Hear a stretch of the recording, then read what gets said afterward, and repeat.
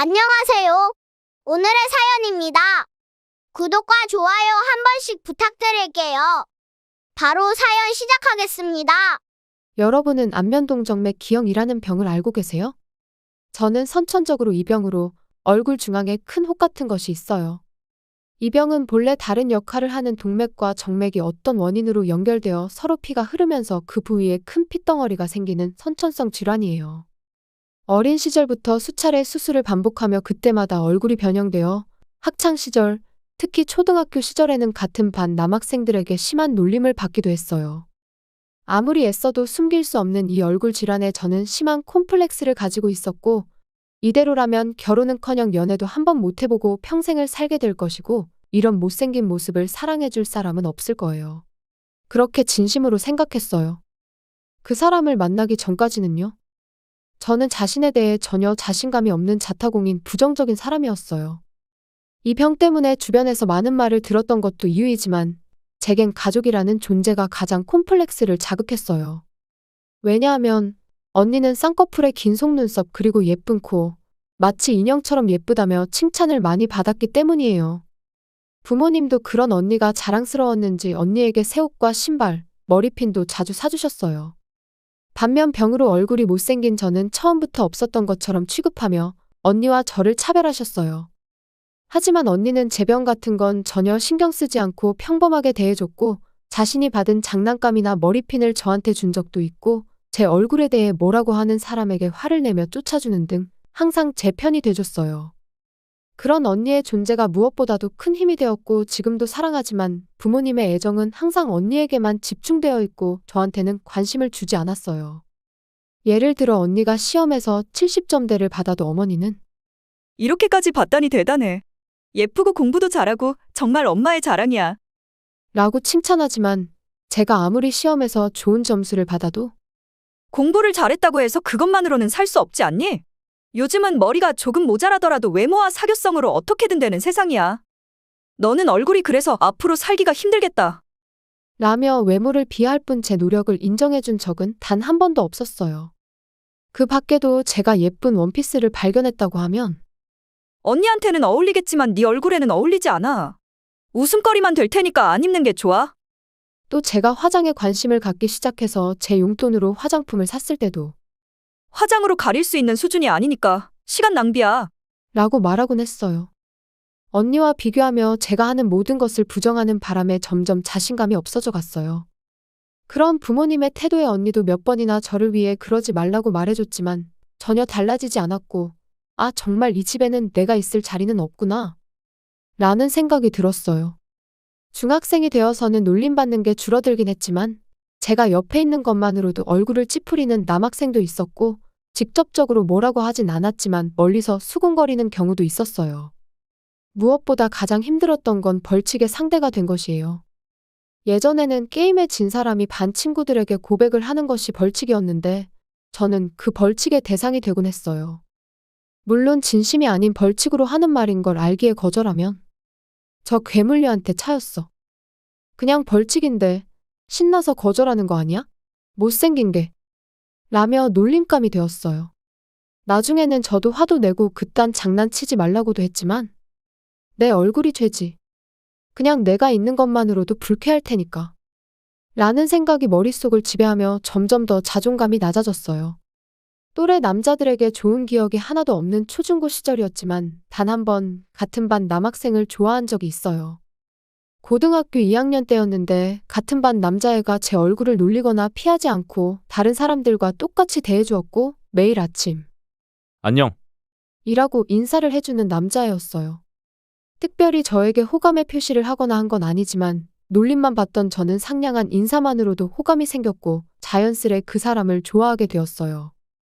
하지만 딱히 사귀고 싶은 건 아니었고 그냥 이대로 기분 좋은 시간이 오래 지속되면 좋겠다는 생각만 하고 있었어요.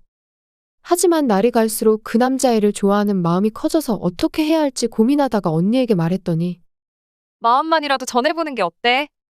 그 말을 듣고 많은 고민하다 제 마음을 전하기로 했어요. 그래서 저는 그 남자의 책상 안에 마음을 담은 편지를 조심스럽게 넣어두었어요. 그런데 며칠 후 학교에 가니 반 분위기가 이상해요. 뭐랄까, 술렁거리고 있다고 할까나. 저를 힐끗힐끗 쳐다보는 것 같기도 하고 찝찝해하고 있는데 저보다 먼저 등교한 그 남자애가 저에게 다가와서 이 편지 내 책상 안에 넣은 거 너야? 그렇게 말하자 저는 조용히 고개를 끄덕였어요. 그 순간 머리 위에서 찍 하고 무언가 찢어지는 소리가 들리고 그 직후에 찢어진 편지 조각이 뚝뚝 떨어지는 게 보였어요. 이것 때문에 이상한 소문이라도 나면 어쩔 거야? 그냥 인사 좀 한 거 가지고 착각이 심한 거 아니야? 미안해. 기분 나쁘게 하려던 건 아니야. 그렇게 말하자 반이 어수선해지며 다들 저에게 삿대질했고 저는 그대로 기억이 끊기며 정신을 차려보니 어느새 집에 와 있었어요. 아무래도 저는 그대로 학교를 빠져나와 집으로 온 것 같았어요. 그 이후 저는 학교에 갈 자신이 없었고 그대로 무단결석을 하게 되었어요.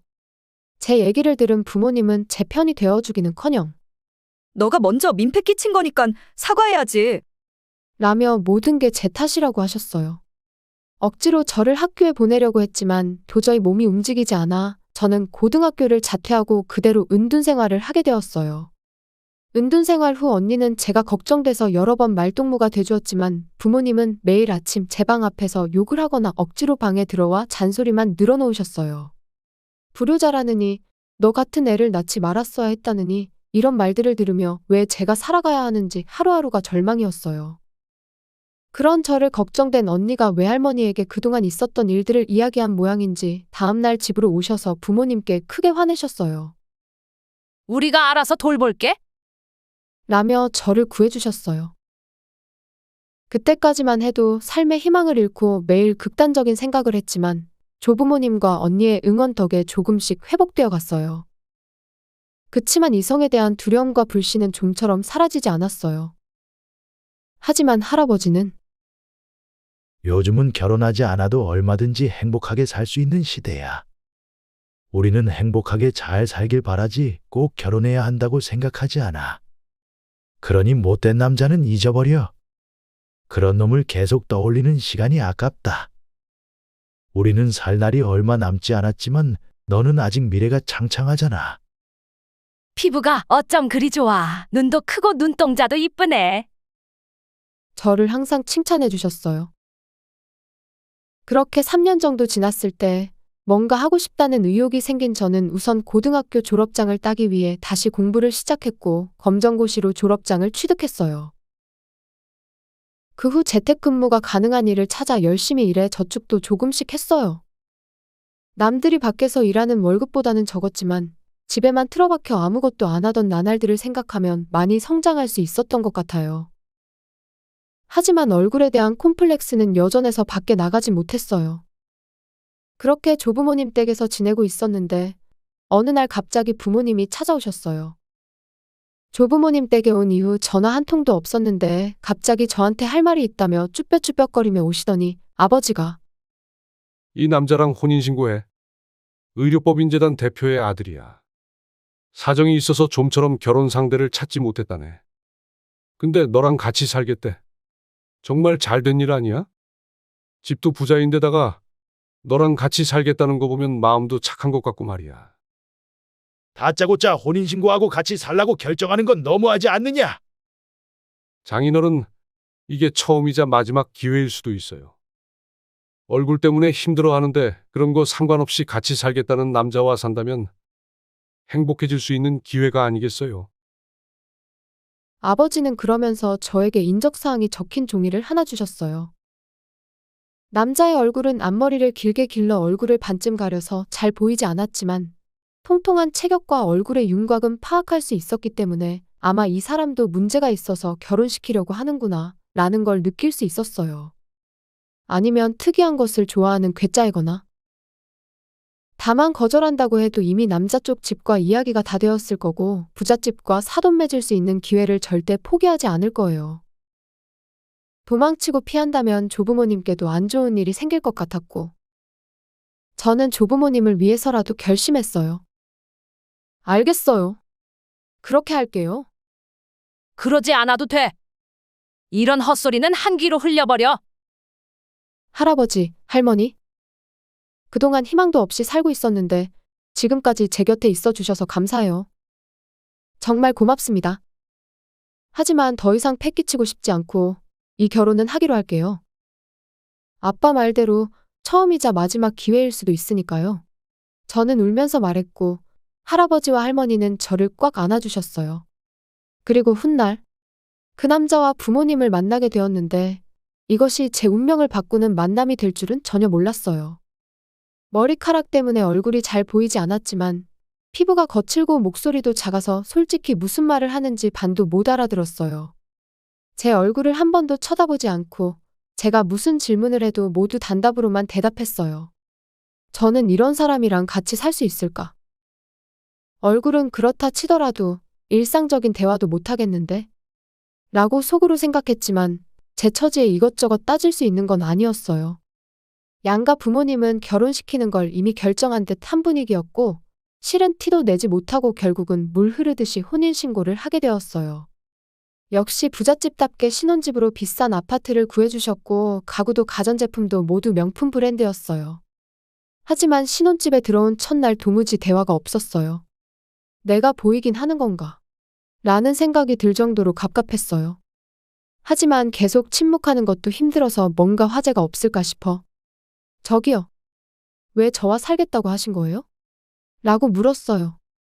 그러자 남편은 갑자기 입고 있던 셔츠를 벗기 시작했어요. 갑작스러운 행동에 무슨 상황이지? 하고 당황하고 있는데 그의 피부가 빨갛게 짓무른 것처럼 되어 있는 게 보였어요. 건선이라는 피부병을 앓고 있어요. 전염되는 건 아니니까 걱정하지 마세요. 하지만 외모가 이렇다 보니 만나주는 여자도 없고 여기까지 오게 됐네요.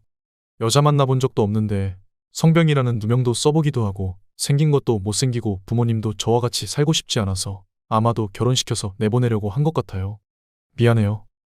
그렇게 말하면서 옷을 갈아입는데 머리에도 염증이 있는 것 같았고 그걸 가리기 위해 일부러 앞머리를 기른 것 같았어요. 얼굴 좀 보여주세요. 저도 비슷한 것 같아서.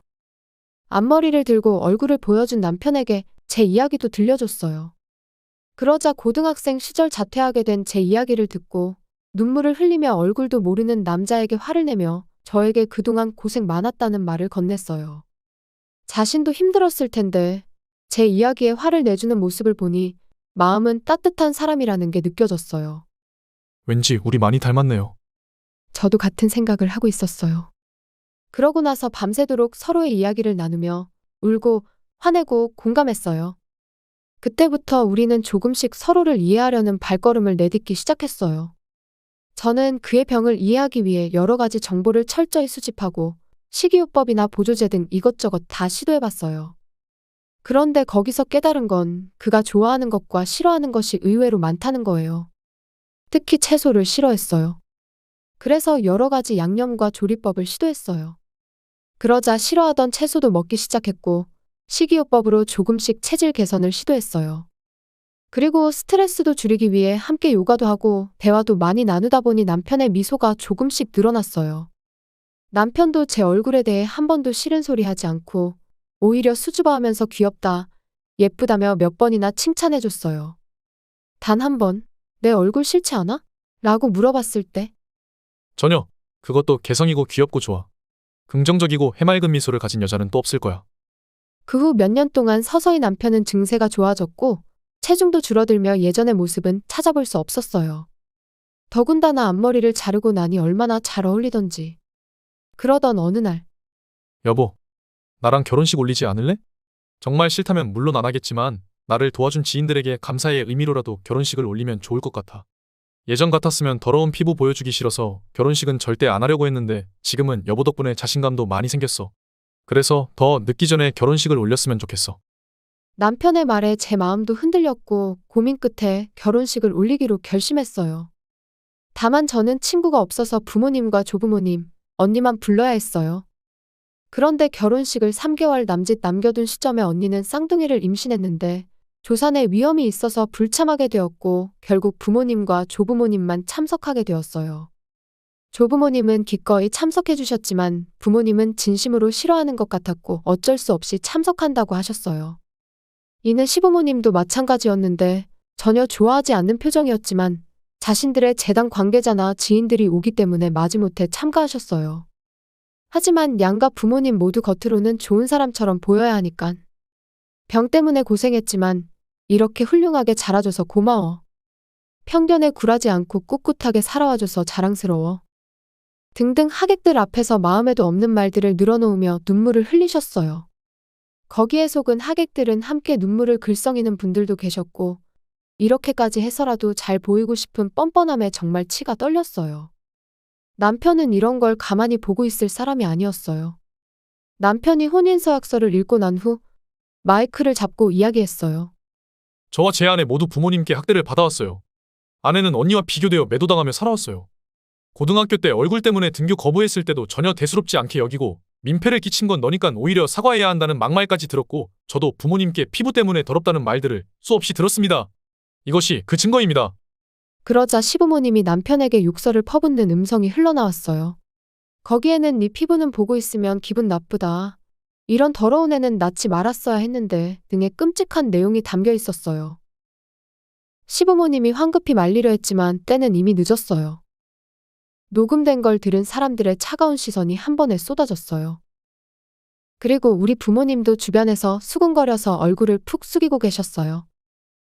이렇게 끝이 좋지 않은 결혼식이었지만 많은 하객분이 저희를 응원해 주셨어요. 나중에 남편의 폭로는 큰 문제를 일으켰어요. 시부모님이 대표로 있는 법인단체는 장애인을 지원하는 단체로 장애인이 살기 좋은 사회라는 이념을 바탕으로 활동하고 있었는데 병을 가진 자신의 자녀를 학대했다는 사실이 알려지면서 문제가 된 것이죠. 결국 비난 여론이 크게 형성되었고 결국엔 시부모님은 대표직에서 쫓겨나게 되었어요.